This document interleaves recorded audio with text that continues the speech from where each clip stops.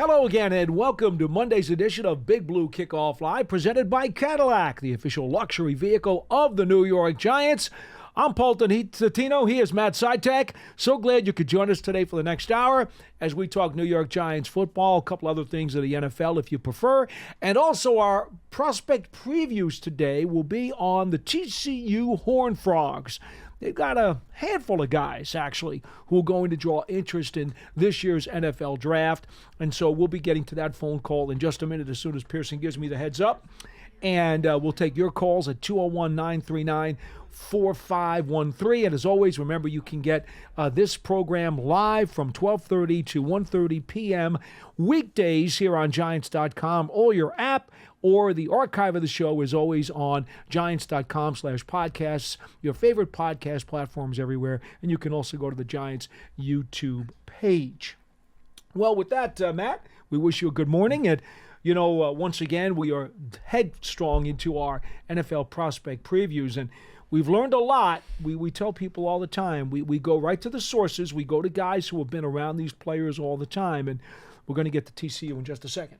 Yeah, I'm excited to talk about some of these prospects. The group kind of headlined, I would say, by one guy in particular. Yeah, I think so. Josh Newton. I think so. But they have a couple of other guys that, could be day 3 picks at some point. I wouldn't say any of them or all of them are guaranteed to get selected, but they're definitely on the day 3 radar. Some intriguing prospects, and yeah, I'm excited to learn more about them. All right, so let's head over to find out more about TCU, and Jamie Plunkett of the Horned Frog Blitz joining us here today on Big Blue Kickoff Live. Jamie, thanks for taking the time, and hope everything's well with you. Hey, guys, I appreciate you having me on the show today. Excited to chat about the Horned Frogs a little bit. Well, let's get right to it, because Matt's already dropped one of the names, Josh Newton, the cornerback, who, by the way, is at a position that's very deep in this year's NFL draft. I think, in all honesty, there are at least 3 rounds of quality prospects at corner coming up in just a few weeks. How high do you think Newton can go? What do you like about his game, and what's he going to have to improve on? I think if we were having this conversation a year ago, I'd say he was probably somewhere in a second-round draft pick spot. But because of the depth of the class, like you mentioned, and because his performance maybe took a little bit of a step back in 2023 from the title run in 2022, I could see him maybe 3rd round, even falling into the 4th round. I think the thing that we need to know about Josh Newton is, how does he do at the NFL level covering guys in man down the sideline? Mm-hmm. In 2023, he got beat a couple times. You can go back and look at the Texas game specifically. There were moments against Colorado where guys playing him towards the sideline were able to get past him a little bit. And the question will be, was that a deficiency in his game, or was that because of what kind of the philosophy of TCU's defense has been the past few years, which is really leaving guys on an island, expecting them to cover for 5 to 7 seconds, which I don't think is necessarily sustainable for most cornerbacks. But with Josh, I think what we're going to see at the next level is, can he handle man-to-man for those outside, bigger wide receivers? Because I think, frankly, he projects really, really well as a nickel corner. Mm-hmm. He's got no fear going over the middle, very good covering, those first 15 to 20 yards. And it truly is a playmaker and a great tackler over the middle third of the field as well. So it'll be interesting to see where he ends up going, and the system that he goes into too will go a long way to showing what kind of success he can have at the NFL level. Yeah, you touched on what I was actually going to ask you first. So Newton, he had a great 2022 campaign, 3 interceptions, 12 passes defensed, and as you mentioned, seemed to take a bit of a step back this past season. As someone that's covering every single game there, what exactly happened there? Like, why do you think his ability in press man coverage took that little bit of a step back?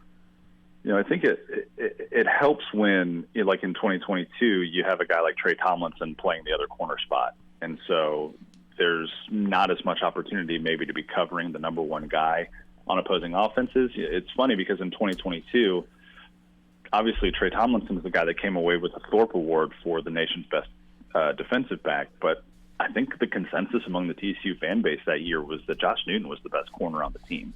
And in 2023, he had the opportunity to kind of step up and prove it. But like I mentioned, the philosophy of TCU's defense in 2023 was very reliant on coverage lasting 5, 6, 7 seconds because they weren't generating a ton of pressure. They were doing a lot of three-man front stuff on the defensive line that gave opposing offenses plenty of time to get through their reads, plenty of time for receivers to get open. And so if you go back and watch a lot of Newton's film, he's covering really, really well for the first 3 or 4 seconds. And then as the play breaks down, as quarterbacks move out of the pocket, that's where he tends to lose his man a little bit. And so I think if he goes into a system that has a good front seven, has a really strong pass rush, you're going to see a cornerback who's a lot more productive than maybe he was on film in 2023. One more question about him. I only saw cut-ups from this past season, so I'm going to take your word for it that he was much better the year before. But during his time at TCU, how much time did he spend in the slot compared to being out on the boundary? Not a tremendous amount. There were definitely moments in 2023 where, as they were kind of searching for solutions in the secondary, he moved around quite a bit.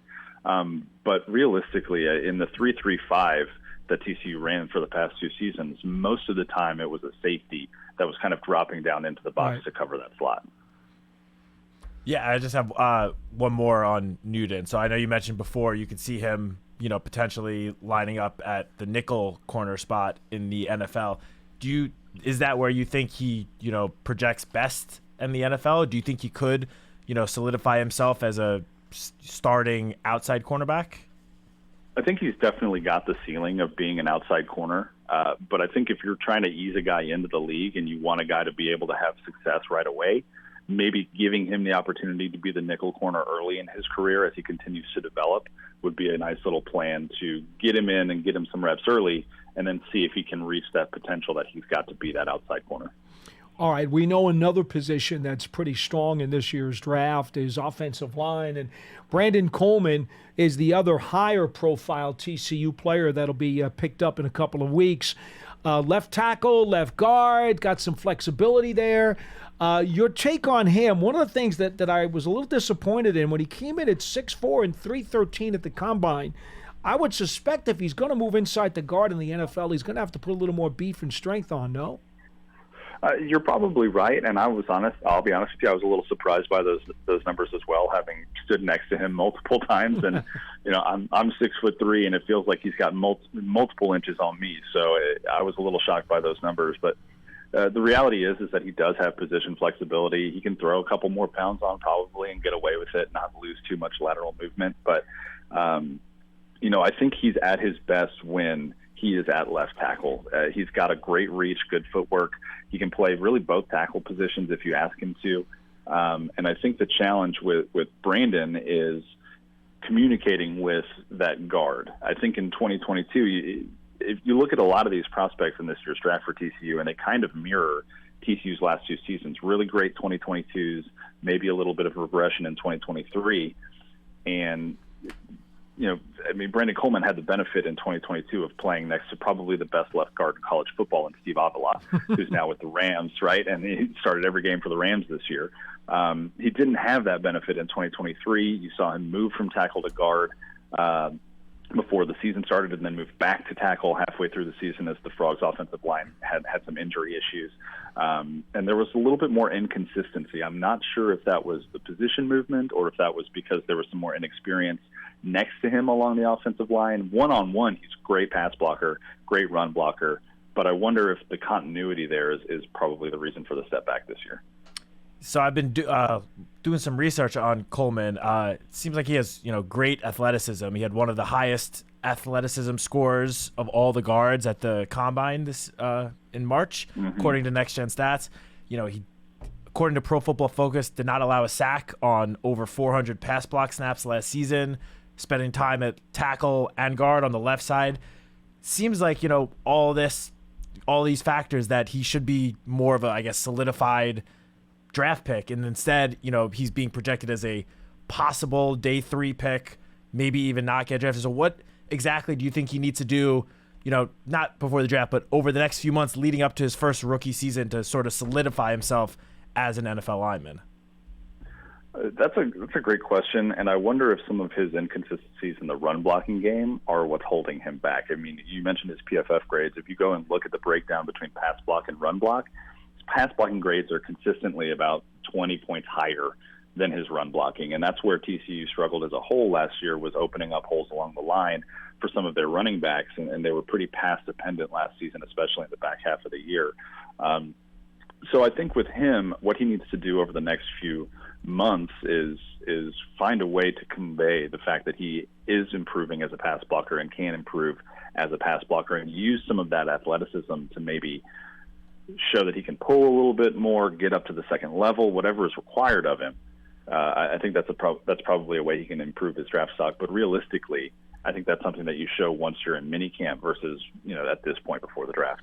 I'm going to go quick here before we go to another position and ask you about the right tackle, Andrew Coker, because it seems to me the measurables at 6'7", 34-inch arms, 315. He's got room to add some more strength and power and beef onto that frame, but the tape doesn't really get you too excited.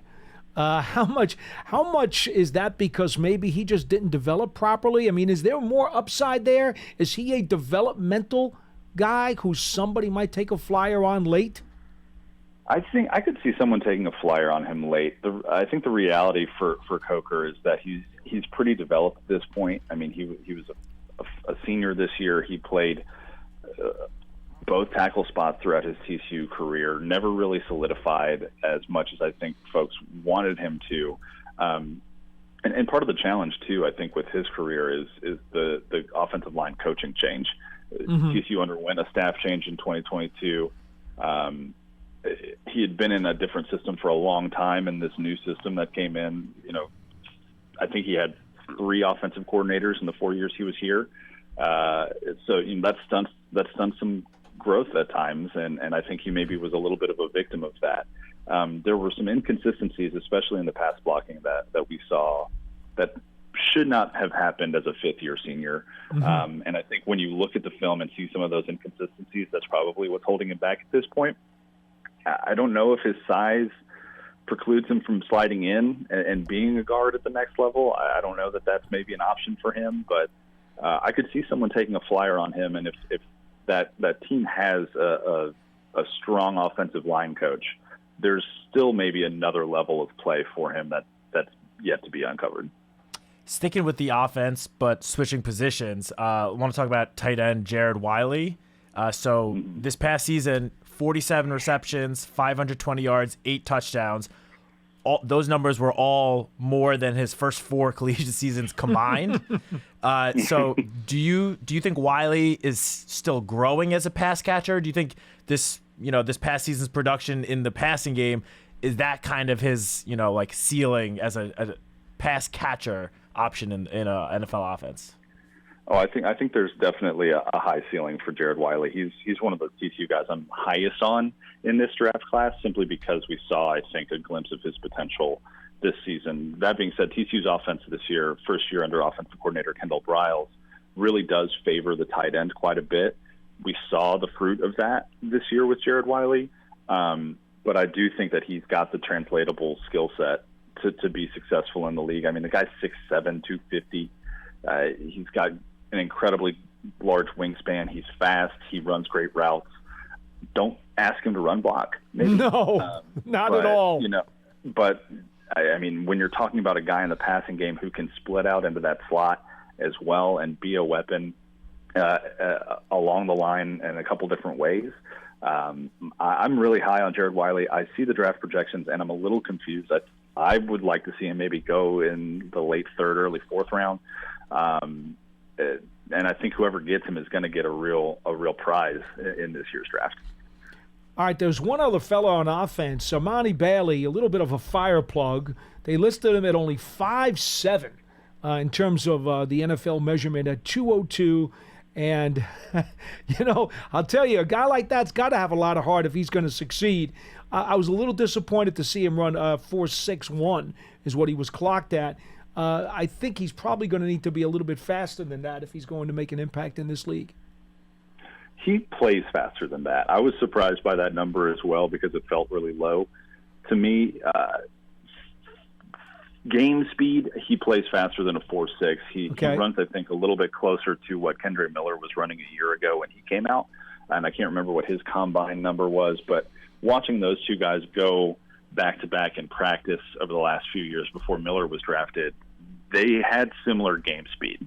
And so I could see him being another guy who goes late and is a nice kind of surprise for whoever picks him up, similar to what Amari DiMercato has been for the Arizona Cardinals this past season. He was a guy that was undrafted out of TCU, was the backup to Kendre Miller for the last several years, and really, what he did in the second half of the Fiesta Bowl against Michigan, I think kind of put him on NFL radars. What Amani Bailey has the capability to do, I think, is similar to Amari DiMercato in that sense. And again, I don't know if he ends up getting drafted or if he's an undrafted kind of guy, but I think he's got the ability to make an NFL roster for sure. Yeah, so just one last question for me, moving over to the defensive side of the ball. I want to ask about safety Mark Perry. So I saw that he, kind of lined up all over the place for the TCU defense over the last 2 seasons. He saw a significant time, at both safety spots in the slot. How does Perry use his, combination of size, athleticism, even his versatility? How does he use that to his advantage on the field?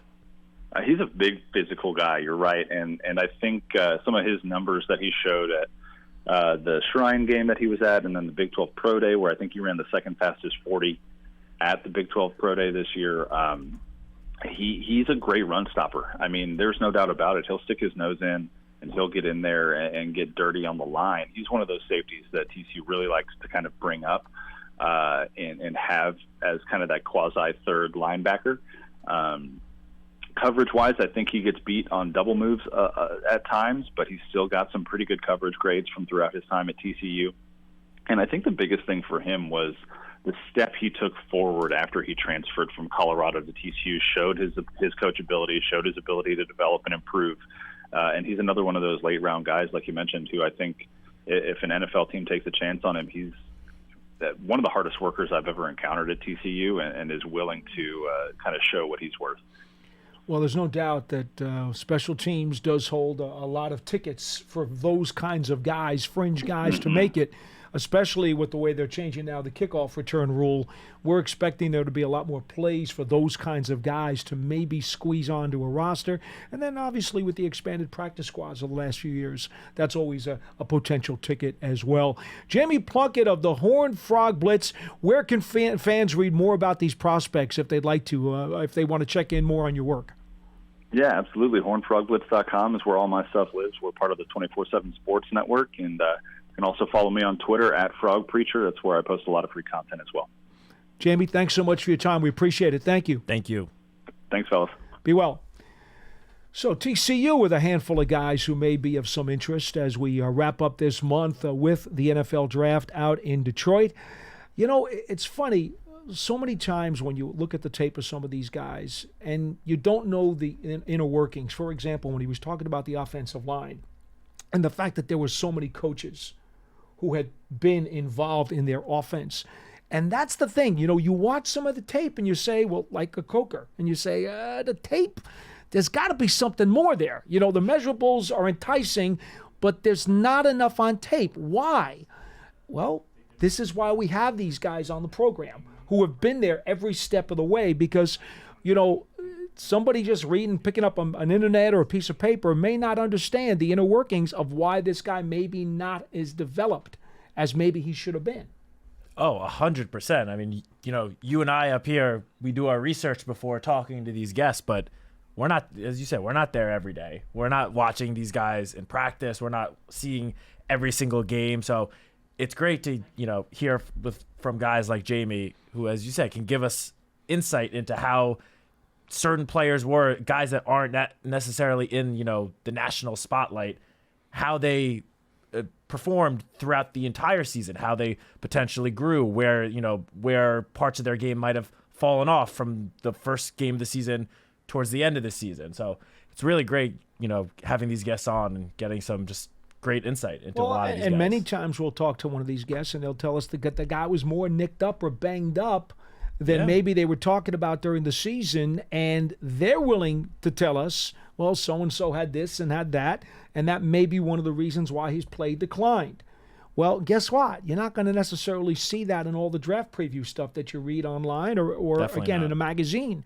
So there's so much value in having these guys, and that's why we appreciate you for listening, because we're trying to bring the best information possible, and we appreciate all of our guests in our network around the NFL who are so good to us, really around the NCAA, who were so good to us in previewing these NFL prospects. Remember, the Giants Huddle is a long-form podcast, has all kinds of interviews with NFL dignitaries, former players, coaches, et cetera, et cetera. You could always go to your favorite podcast platform, go to the Giants Huddle, subscribe, and giants.com/podcasts, and leave a positive 5-star review on Apple, as John always likes to say, because it helps the ratings, keeps the program alive. Giants season memberships. Okay, remember now, 2024 is already turned the calendar, and the season will be here before you know it. So you can get your season ticket memberships to Giants football, not just on game day, but memberships are now available. To learn all about exclusive member benefits, visit giants.com/tickets. Limited inventory is available. And Giants TV is the official online TV streaming app, bringing original video content and game highlights on demand and direct to Big Blue fans. Giants TV is free on Apple TV, Roku, and Amazon Fire TV, as well as the Giants mobile app. Well, folks, for the rest of this program, it's us and it is you at 201-939-4513. Before we get to our phone calls, and our bank is open, so if you'd like to get in, please dial us up. I do want to touch base on a couple of quick Giants signings, Matt, that happened late last week. And I know there may have been a couple of moments that on Friday's show they were able to touch on it, but I think it's important just to review it again because a lot of things get lost over the weekend. Yep. And the Giants made 2 signings. I'm going to start with the more important signing because linebacker/safety/ Mr. Versatility Isaiah Simmons is back in Big Blue. I love it because, personally speaking, he's been one of my favorite players since he came out of Clemson. A guy who is excellent at coverage and excellent at blitzing. My concern about him coming back was that those are 2 very desirable traits, especially in today's NFL, where teams love to use sub-packages. I thought for sure another team out there would give him a big paycheck and woo him away because those, again, are 2 very cool traits to have. Well, Shane Bowen, the Giants' new defensive coordinator, one of the fewest amount of blitzes in terms of percentage in the NFL last year, doesn't like to send a lot of heat. So that said to me, logically, Simmons, if he stays here, he's basically just a coverage linebacker. Well, that doesn't seem to be the best way to use his tools, and I don't see the Giants being able to outbid somebody if they're going to, put up some money for his services. As it turns out, he's coming back. I'm thrilled because I really, really dig the guy's tools. Now, that says to me one of a couple of things. Either A, Bowen does have plans for him to also be part-time blitzer because, again, Wink Martindale was one of the most blitz-happy guys you're ever going to want to meet, and that's what Simmons loved to do. And toward the last month of the season, he was even more productive and more impactful than he had been earlier in the year because they were sending him more. So either Bowen's going to send more blitzes than what he did in Tennessee, which is possible, or somehow, some way, the market out there wasn't as high as I thought it was going to be, and Simmons talked to Bowen and decided, you know what? Maybe I'll just stay here and see if I can develop under this new defensive coordinator. Either way, I think it's a really good move for the Giants. Yeah, me too. I mean, if you follow what, a lot of different reporters were saying since the end of the season, or at least since the Giants made the change at defensive coordinator, not a lot of people thought that Isaiah Simmons would be back. A lot of people thought he was brought in last year because of his fit in Wink Martindale's defensive system, and people questioned whether or not, as you said, whether or not Bowen would have a good role for him. But clearly, both Simmons and the coaching staff felt that they have a role for him to play in this defense. At what position? Who knows? I mean, he played kind of all over the field last year, As you mentioned, though, he was great in coverage last year. Great. He had over 200 coverage snaps. And, while PFF grades, take it with a grain of salt, he had an 82.7 coverage grade from PFF last year. That's great numbers. Great. And as we know, Xavier McKinney signed with the Green Bay Packers already. Safety is a position where, the Giants do have Jason Pinnock and Dane Belton, but a lot of people were thinking that they could still afford to add another safety, maybe even two safeties. Maybe Simmons was brought in to play more of the safety position instead of what he was doing last year. I mean, I would love to see a safety rotation of Simmons, Dane Belton, and Jason Pinnock. I think all three are still young players that are on the rise, that are still growing and developing as NFL players. But yeah, I'm very excited about Simmons being back. He brings at least, more depth to the safety position. He brings so much versatility. He's probably the most versatile defender that the Giants now have on the defense. So I'm excited to see what he can do in Shane Bowen's defense this year. That I would agree with. I like him as a sub linebacker. I think the role that he had last year, and as the season went on and he continued to improve and get better at it, that's to me what he is best used as, a part-time blitzer and a part-time cover guy. But hey, whatever Shane Bowen's got in mind for him, they were able to come to terms on something that made sense. And Joe Shane put out the pen, put out the paper, and said, hey, let's do this again. And they're going to do it again. And so I'm really, really glad about that. I think it's interesting, though, that Bowen loves to run a four-man front. And with that four-man front, you would probably believe that you're looking at Burns and Tibbs on the ends, and you're looking at Dexter Lawrence in the middle, and probably Nochez or Nacho, I should say, Nacho or Riley or Davidson, as it stands right now. Okay, we don't know if the Giants are going to add another defensive tackle, but that's probably your four-man front. Now, if you're going with that as your base defense, you're not putting Simmons on the field in all likelihood. Okay, he's more of a sub player, because when he's on the field, he's either going to be in coverage or blitzing. You put him on the field in a 4-3 kind of set, doesn't really suit his skills very well. So, again, I wonder if Bowen is going to be tweaking his formula and his scheme and his philosophy off of what he did in Tennessee, which is entirely possible. Leopards do sometimes change their spots in the National Football League. Okay? So that's going to be very interesting to keep tabs on during training camp in particular.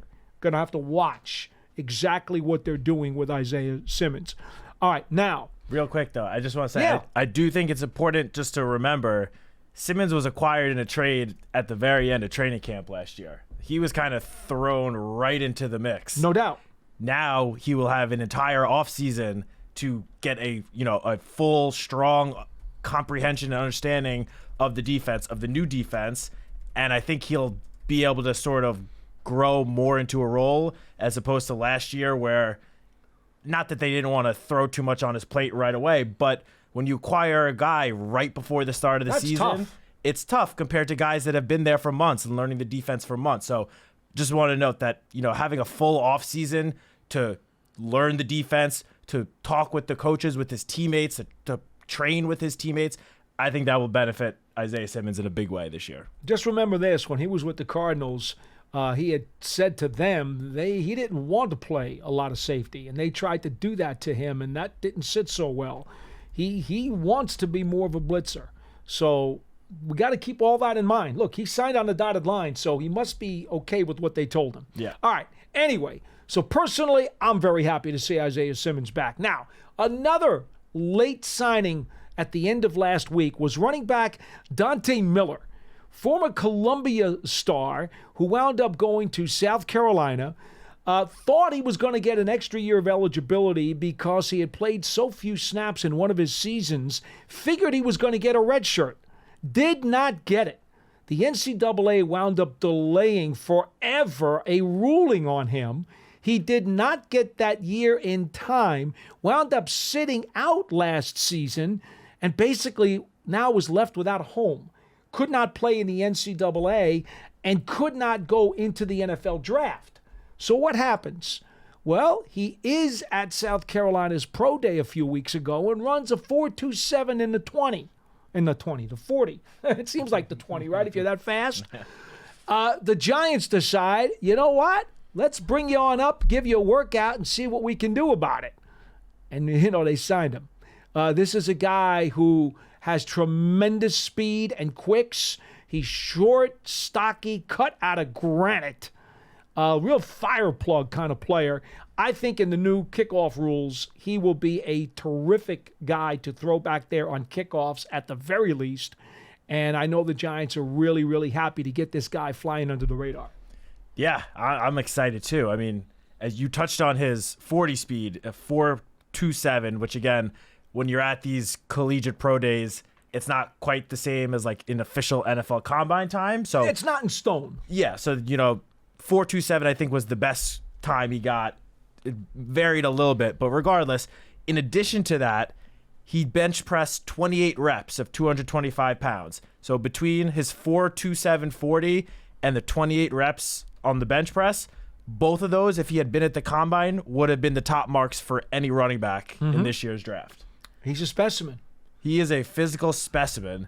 And as you mentioned, I was thinking the same thing. At the very, very least, he should provide the Giants with a very exciting option or potential option to use with these new kickoff rules. I mean, putting him back there as a kick returner, opposing special teams units are going to have a lot of trouble finding him on the field, keeping up with his speed, and bringing him down. I agree. So this, undrafted free agent, again, a weird, unique story, I should say, of how he ended up landing to the Giants. But this could end up being a, very intriguing signing, a low-key intriguing signing. I mean, a guy nicknamed Turbo. You have backfield now. You have Turbo. You have Motor. It's a pretty interesting backfield the Giants are putting together. What's funny about it is that because of the NCAA glitch, in reality, he would have been available for the supplemental draft last year. And they just delayed in getting all his paperwork squared away before they finally decided he was ineligible. And so they really put this guy in a bad spot. But he was so eager and so hungry to continue playing football that he busted his butt and said, I'm not quitting. I'm going to keep working out. And again, South Carolina brought him to their pro day, and that's where he caught the eye of a lot of scouts, and the Giants moved quickly on him. So with the new kickoff rules, again, folks, I don't know if you were on one of the shows that we talked about with those new rules, but there's anticipation that running backs will be the best fit for the new returners with the newfangled rules. And so because vision's going to be critical, okay, vision, hitting the hole, and some power. And obviously speed because of the way that the players are now going to be packed together and they're not going to get the whole head start and everything else. All these skills, they're assuming that running backs may be the best kickoff returners under the new conditions. So anyway, that's why we kind of see him where he is. 201-939-4513 is our phone number. Cliff is on line 1, and you're first on Big Blue Kickoff Live. Hello. Hey, guys. Good to be with you. I had a couple of questions about the offensive line and Drew Lock, both the signings and of both of those.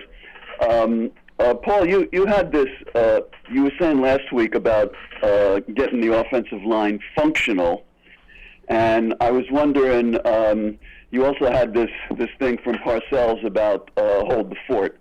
Is functional a step above hold the fort? Absolutely. Okay. Absolutely. Hold the fort is kind of like barely functional. That's kind of like a guy who you're just plugging in because he's a live body. He's got 2 arms, 2 legs, a heartbeat, and he can breathe.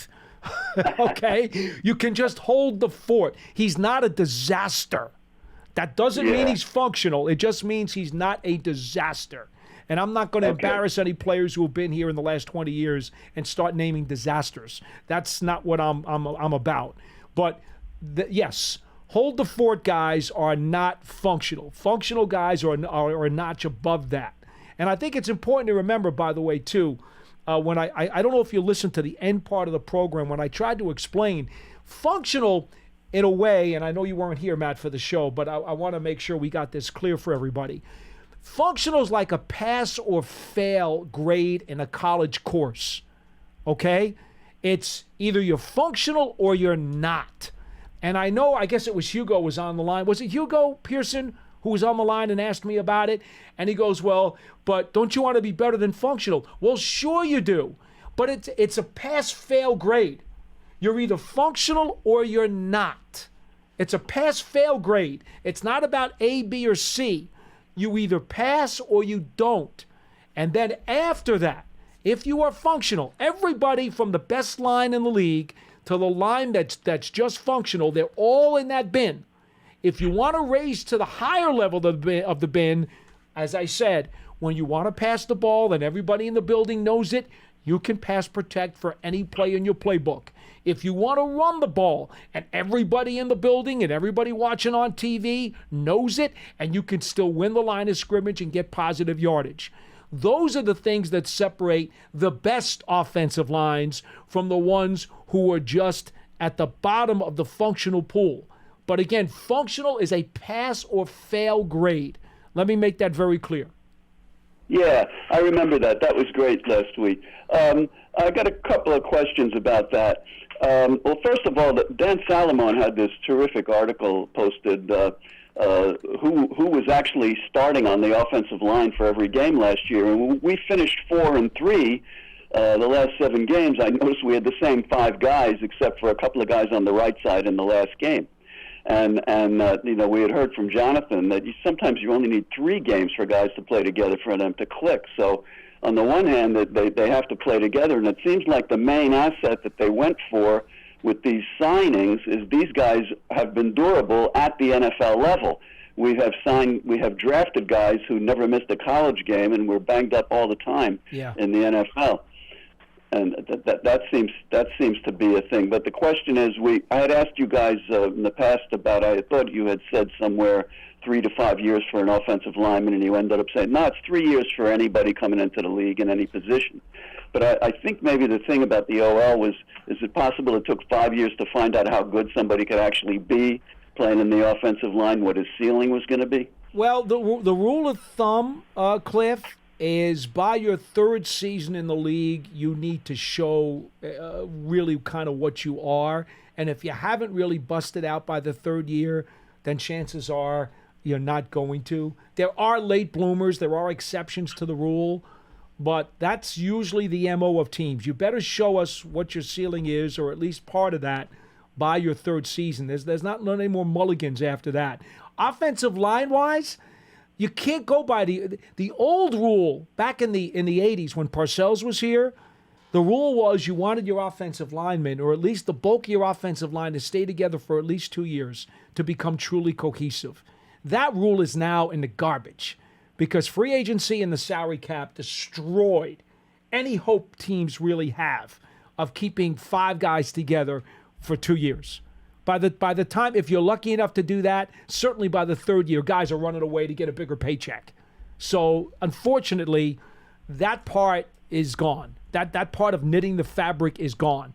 Now it's like you better get your act together, and hopefully your 5 guys can have some chemistry after like 3 games. I mean, it's ridiculous. It's ridiculous. Thank you, salary cap. Thank you, free agency. Appreciate what you've done to the league. Yeah. About Drew Lock quickly. When I was still processing the Brian Burns signing, it was such a huge move, and I was still processing it. And then the Drew Lock news came in, and that made me delighted for some reason because it seemed like it took all the steam out of the craziness in the quarterback conversation, because here we had a guy that I thought was really pretty damn good as an alternative to anybody that you could possibly draft that you would expect anything from, unless they were already here for a year or 2 at least. And here was a guy who could step right in and who knew what his ceiling was when he had a tough.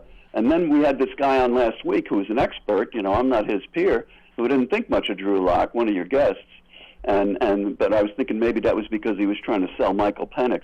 So I'm thinking that Drew could really be a very good player. I just think if I did wonder why he only got $5 million, but do you really think we've seen what he can do based on where he's been and with the lousy situations? Yeah, I mean, look, he hasn't started much since the 2020 season. The 2020 season, he started 13 games. Since then, over the last 3 seasons, he started a total of 5 games. So he hasn't gotten a whole bit much of a chance, honestly. But last year, when he did fill in for 2 weeks for Geno Smith, starting for the Seattle Seahawks, he put together back-to-back very solid games. First, going up against a very talented San Francisco 49ers defense, threw for almost 270 yards, 2 touchdowns, did have 2 interceptions, but completed over 70% of his passes. The following week, which is the game that, at least us Giants fans probably remember pretty well, was when he led the Seahawks to a comeback Monday night victory over the Philadelphia Eagles. Again, completed 2/3 of his passes, over 200 yards, a touchdown. He looked very good and especially on that last drive in the Eagles game, he had full control of the offense. He looked calm, he looked composed, and he led the unit right down the field and threw the game-winning touchdown with under 30 seconds left. Is there more to his game that might still be untapped? I wouldn't be surprised. I mean, the Giants brought him in very clearly to be the backup quarterback. Joe Schoen made it abundantly clear that is the case. But as we've seen, especially last season, the backup quarterback position is a very valuable and important position. Injuries happen. They happen to the guy, that's touching the ball on every single play a good amount. And it is good to have a guy that can come in if your starter does get hurt and that you just have full confidence that he's going to be able to lead your offense and do it well. He's going to be composed. He's not going to, have any sort of mental freakouts or anything like that. That's what you want in a backup quarterback, and that's exactly what the Giants have in Drew Lock. Cliff, thanks for calling. Bet. Stay well. 201-939-4513. Just to get you caught up, Matt, it was a Softy Mailer who's at KJR Radio in Seattle, long-time Seattle sports personality and host out there, real avid follower of the Washington Huskies and the Seattle Seahawks. He came on, and we talked about the Huskies prospects, and then I asked him a question about Locke, and he basically just dumped on him. He was not a fan. Mm-hmm. Now, I had talked to a scout when the Giants signed Locke. I asked a scout, I said, did you happen to catch his game against Philadelphia? He said, oh, yeah, and he looked good. He did. And I know what the numbers say. The numbers say he was good. Yep. But he goes, I see something there. He goes, I think if they need him to play, I think he can play, especially with Dable, getting his hands on him. Well, Softy wasn't buying that. Softy said that until the fourth quarter, Locke looked terrible that day. It's quite clear he is not a Drew Lock guy. So, Cliff, he was not, quote, an expert, but somebody who certainly has been around football a long time, and I trust his opinion. His opinion was not very high, but we're not talking about a scout now. We're talking about a fellow media guy who covers the teams well and knows the teams well. He clearly had a bias against Locke. There's no doubt about that because the Seahawks said that they wanted him back. Yeah. So I don't think they were listening to Softy too much because they said they wanted him and they wanted to keep him. So I don't want to poo-poo what he said, but I think you have to remember the context and the lens you're looking at. He was not as impressed by Locke as the Seahawks were, nor as much as the Giants obviously were. And look, everyone is entitled to their own opinion. No question. Of course. But, no question. But Joe Schoen would not have brought Drew Lock in unless he was confident that he would be able to lead the offense if called upon. Correct. I have no doubt in my mind about that. So, look, exactly. Again, as we've said, he's brought in to be the backup. Ideal scenario, he wouldn't have to see the field this upcoming season because that means whoever's starting at quarterback is healthy the entire year, and we'd obviously sign up for that. But if called upon, I'm confident that Locke can lead the offense, especially, as you mentioned, especially with Brian Dable, Mike Kafka, Shea Tierney, the offensive coaching staff that the Giants have now built. I have no doubt in my mind that Locke would be able to run the offense well. Yeah, give some credit to those guys, because this is a heck of an offensive staff that knows how to bring out the best in quarterbacks, and you got to put some faith in them to be able to draw out some really good things. We go to line 2, Mike in Massachusetts. You're next on Big Blue Kickoff Live. Hello. Good afternoon, fellas. I'm going to need your help with this question and make it sound correct, but I want to talk to you about cognitive tests. There's been a lot in the press recently about the test that Purdy and I think Stroud took, which they're saying is the S2 test, and then the Wonderlic or test that apparently Stroud failed. And then recently there's an article that supposedly LSU used to develop Jaden Daniels. They apparently worked with a German company that developed a program that puts all of the possible opponents' defenses into a program, and I think the quarterback either puts a helmet on or looks at a game console in front of him, and then he learns to read the possible defenses. Is this something that's emerging in the league? What do you guys know about it? I can't say specifically about what LSU did with Daniels because I really don't know the details of that. But I do know that over the last couple of years, there are some virtual realities. There are the thing that a lot of gamers have with the goggle glasses that they put on. Yeah, the VR glasses. Yep. I mean, you're a young guy. You know about this junk. Come on, talk to the man about this. I mean, I also don't know exactly what you're referring to, but yes, as you mentioned, with technology now, they do have VR headsets that quarterbacks can put on, and it basically looks like they are out on the field, and that is how coaching staffs, collegiate programs can sort of train quarterbacks while the team is not actually out there practicing, especially during the offseason. It gives them a chance to sort of, in a way, implement the offense in the quarterback's mind while looking at actual opposing defenses, but without the whole entire team actually being there. Yes, this is a thing that is being used probably at schools all around the country, especially with the bigger programs. In terms of the other tests that you mentioned, the Wonderlic, the SD ST2, I believe, is what he said. Look, there are a lot of different tests both on the field and off the field that NFL teams, talent evaluators will give to prospects in the pre-draft process. Different teams carry varying weight with these different tests. Some teams might care a lot more about how a quarterback prospect does on the Wonderlic test, and maybe slightly less in some other department. Maybe it's the actual game tape or his athletic testing, and other teams are going to think the opposite. So as we saw last year, their report came out that C.J. Stroud failed whatever cognitive test it was, and then went on and had probably the best rookie quarterback season we've ever seen. One of them. It looks like the franchise quarterback for the Houston Texans. So when you look at the results of these varying tests and stuff, just take it with a little bit of a grain of salt. I'm not saying that they're not important at all. Otherwise, teams wouldn't put players through them.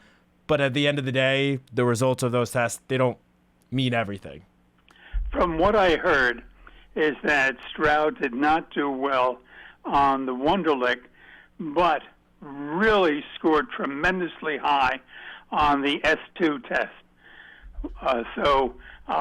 Listen, guys, I want to ask you one other question, if I may, and it has to do with the new rules for kickoff.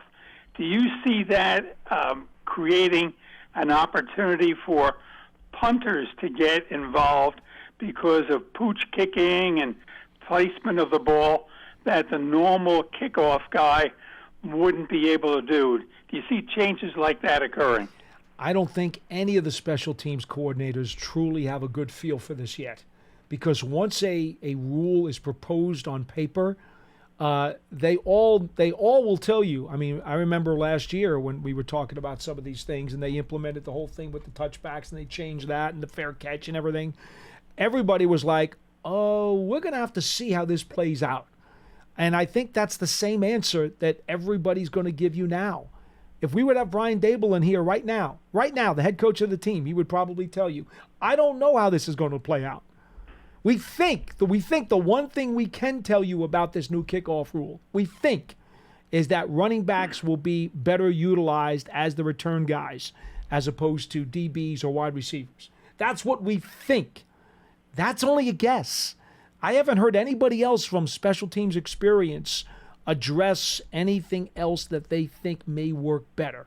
When I do, I'll be glad to pass that along. I don't want to speculate myself because if coaches aren't going to do it, I'm certainly not going to do it. Yeah, I will say, just to sort of answer the specific question about punters versus kickers, with the new kickoff rule, the ball basically has to land between the goal line and the 20-yard line. Obviously, that's a pretty big part of the field, 20% of the field, but still, it's obviously less of an area than previously where you could kick the ball out of the end zone if you wanted. I feel like most teams around the league, or at least this past season, it's their kickers that have been doing the kickoffs most of the time. I think there might be a handful of teams out there that have a punter as the one doing the kickoff, and most of the time I feel like those guys just try to boot the ball out of the end zone, so there's no kickoff return whatsoever. If I had to just totally guess, again, this is not based on anything I've heard or anything, but if I had to guess, I would think that teams would rather have their kickers who are, at least with the ball on the ground, probably able to aim the ball a little bit better than their punters, just because it's a totally different kicking motion. I would think that these new rules would lead to kickers handling most of the kickoffs for that reason. Thank you, Mike. All right, Take care. thank you. The tricky part here is that the new kickoff rule has a bunch of subdivisions to it. Yep. There are a bunch of them. Now, I will tell you right now, I do not know. It's one of the things we do on this program. We tell you when we do not know. We don't try to smoke you like a lot of other people will. I'm telling you right now, I don't know if you're allowed to have your punter do a kickoff with these new rules. It's true. You may not be allowed to do it. For example, right, after a safety, you have the opportunity. You can either use your kickoff kicker or you can use your punter and do a free kick. Mm-hmm. You have the opportunity to do that after a safety. I'm not sure if there's anything in the new rules, and you've got the thing with the billion amendments, okay? I'm not sure if you're allowed to use your punter as a kicker in the new kickoff rules. You may have to use your regular kicker. The ball may have to be on the ground. Have you seen anything that indicates that? I know, again, there's a billion different amendments here. Too much to read. It will take an hour and a half to go through it. I don't see anything about it having to be your kicker in here. That I don't see. That, again, doesn't necessarily mean that's the case, though. And, I know they changed, the rules with the onside kick part where you can't do the surprise onside kick. Look at it this way. If someone's going to test that rule, it'll be Coach Fossil down in Dallas. That's probably because he is the ultimate special teams coach these days. Yeah. He would be the one to try to push the button there and see if they could get away with something like that. Yep. 201-939-4513. We'll go to Leroy on line 3. You're next on Big Blue Kickoff Live. Hello. Hello, how you guys doing? We're well. How are you? Very great. Listen, I need to start this off by saying I'm a long-time Giant fan. I was around before we even moved over the water, man, before we came to Jersey. There you go. And back in the day, I could remember the Giants would always bring in guys, ex-players to run the team. You could remember the commissioner. I can't remember who it was then. It could have been Roselle. I'm not sure. But he got involved with the Giants hiring the coach, and that's why we got the GM. Well, he was involved in the George Young hiring, the GM. That is correct. Pete Rozelle. Yes, sir. And then George Young went on, and he brought in Ray Perkins. And then Ray started this off, and then that's when the Giants became competitive. They started getting better. Yeah. And that's when they started. And then Ray left to go to Alabama, and then all of a sudden, we got this guy. Nobody knew Parcells. Nobody knew who he was. Well, he was promoted from the defensive staff. It wasn't like he was a nobody, but the fans may not have known him. I'm not saying, but most people didn't know him, not to be head coach, And then Parcells came in the first year. He won what, 4 or 5 games? 3-12-1. I lived it. Trust me. It was tough. And then Parcells said after that first year, he said, "Hey, I'm going to do it my way." Yes, sir. And that's when Parcells became Parcells. Yes, sir. Now, George Young eventually left, and then we ended up with Ernie, right? Ernie. Mm-hmm. Yeah, and then Ernie, he's the one who was responsible for bringing in Eli and all the guys, right? Correct. Yeah. Okay. There you go. Now, Ernie I think left. Ernie's retired now, and George has passed. So if you want to bring one of those guys back, that's not going to work. No. And besides, I think Joe Shane is pretty much entrenched right now. So Yeah, I know. I'm not sure where you're going with this. Yeah, well, I know. I'm gonna take you there. Now, we ended up with after Ernie, then we ended up with Jerry Reese. Yes. Okay. Now Jerry Reese put the team together, and he started getting the right pieces. And if you remember, he brought in Plexico. We needed a receiver. So then we went on. We won a Super Bowl. Actually, Ernie was the one who brought in Plexico Burris. Oh, Ernie. Okay, all right. I might be wrong. That's okay. Go ahead. Okay. Now after that, I think Jerry was responsible for bringing in Sean Harrell, playing to play center, and McKenzie, right tackle.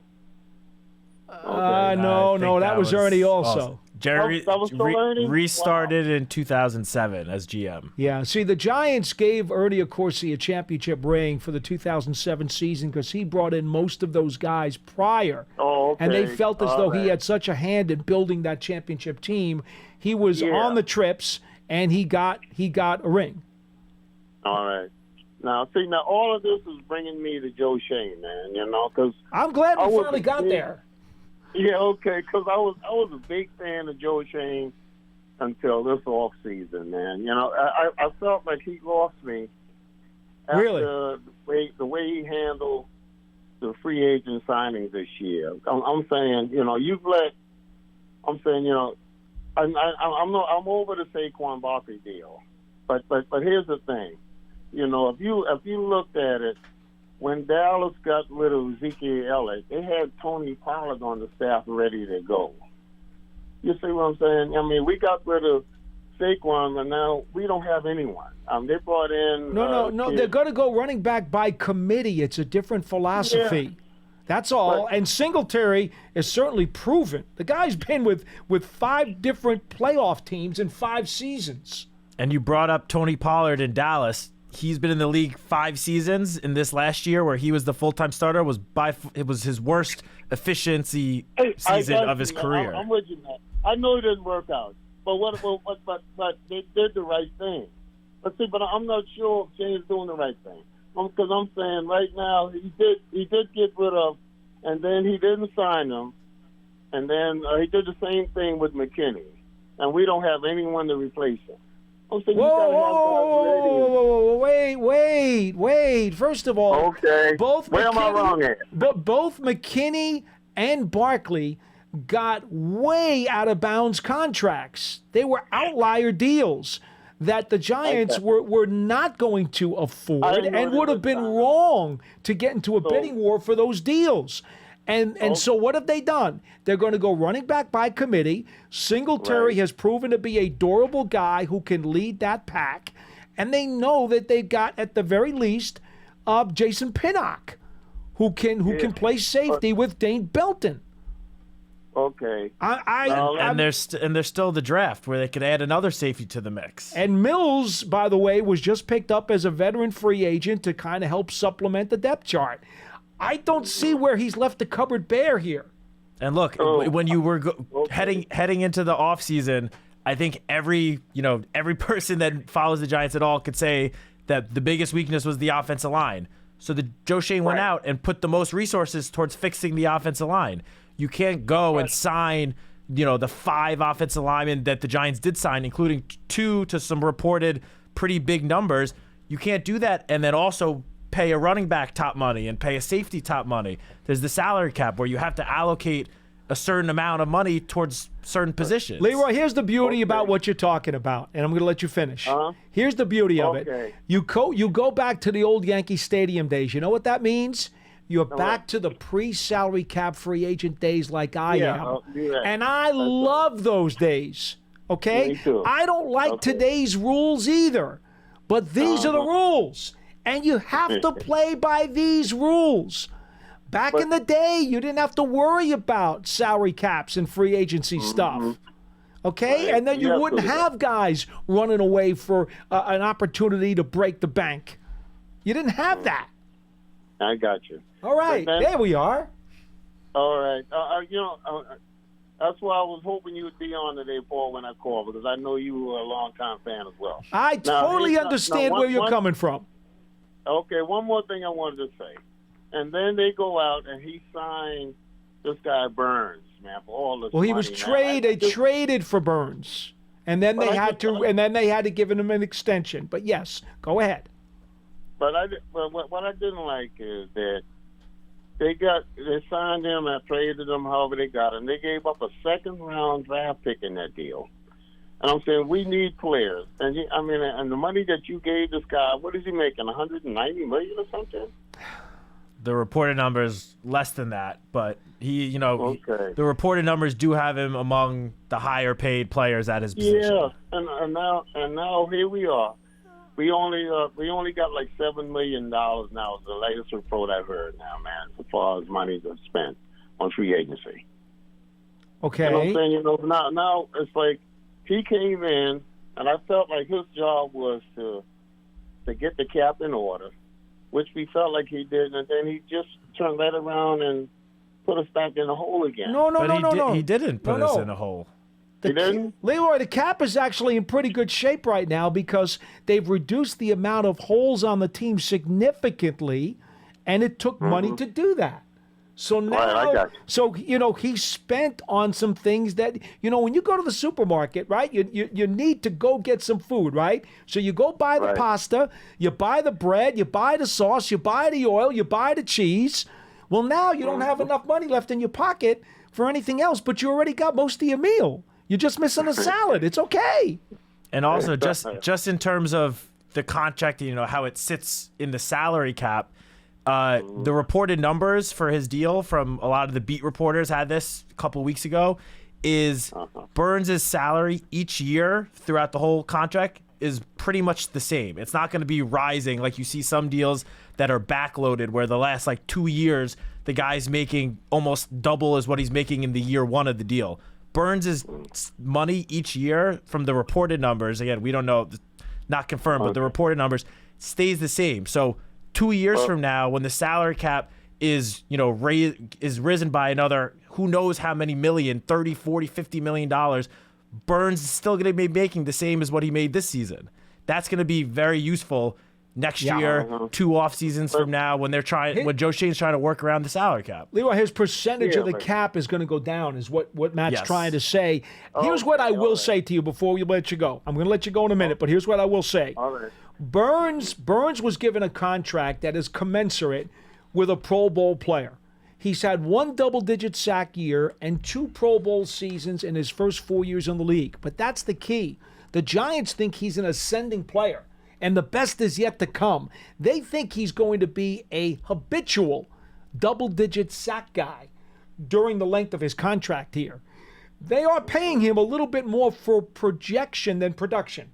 I agree with that. Okay. But they think the best is yet to come from him. And if he does do that, you're going to be very happy with that deal. Trust me. Oh, I hope so, man. Now, all right. Be good. Leroy, we got to run. One more thing I wanted to say. Now, that was on Shane's part.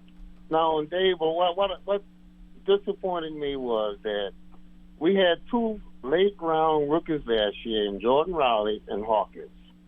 And in my opinion, they were 2 of your better players in the preseason. Once the season starts, you don't see these guys. And I'm saying Hawkins started. Preseason. Leroy, you know better. You've been watching the game a long time. Preseason. All that does is give you a flavor of what the guy might bring as you begin to mature him into your system. You couldn't expect them to become full-time guys right away. Hey, but I mean, but how do you? Hawkins also started week 1 and played over 60% of the snaps in the first 3 weeks of the season.